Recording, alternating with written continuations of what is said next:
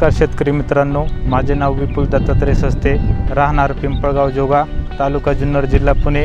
आमच्या ह्या भागामध्ये दरवर्षी मार्च ते जून या महिन्यामध्ये भरपूर मोठ्या प्रमाणात मिरची या पिकाची लागवड होते। तरी साधारण आम्ही अनेक वर्षापासून मिरची या पिकाची लागवड करतो।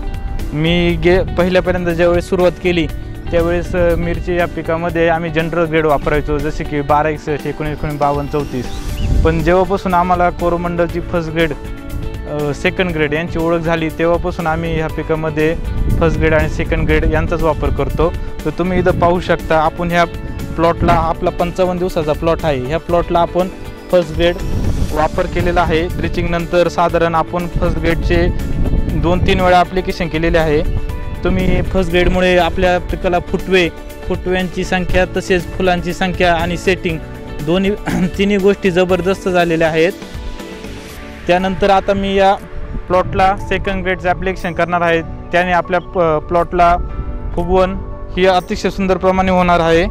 अजून महत्त्वाचं सांगतो, फिट सॉलिनेसी ग्रेड फर्स्ट आणि ग्रेड सेकंड यामध्ये 10 प्रकारचे अन्नद्रव्य आहे, जसे की झिंक, मॅग्नेशियम, बोरॉन, फेरस, ज्यामुळे आपल्या पिकामध्ये अन्नद्रव्याची कोणतीही कमतरता भासत नाही, प्रभावी। आणि त्याचं पीएच पण 4.2 असल्यामुळे जे अन्नद्रव्य आपटेक किंवा जे NPK आपल्या आपटेकचं जे प्रमाण आहे ते अतिशय सुंदर होते। आपटेकचा कोणताही प्रॉब्लेम येत नाही पिकामध्ये। तरी मी सर्व शेतकरी बांधवांना सांगू इच्छितो की तुम्ही सर्व भाजीपाला पिकामध्ये एक कोरोमंडलचे फिट सॉलिनेसचे फर्स्ट ग्रेड आणि ग्रेड सेकंड याचा वापर करावा, जेणेकरून आपल्या उत्पन्नात खर्च हा कमी होईल आणि उत्पन्नात वाढ होईल। धन्यवाद।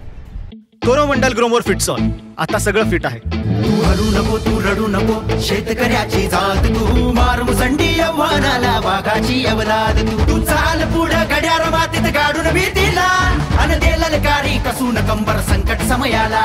आता सगळं फिट आहे रे, आता सगळं फिट आहे, हाती फिटसॉल आहे रे, आता सगळं फिट आहे।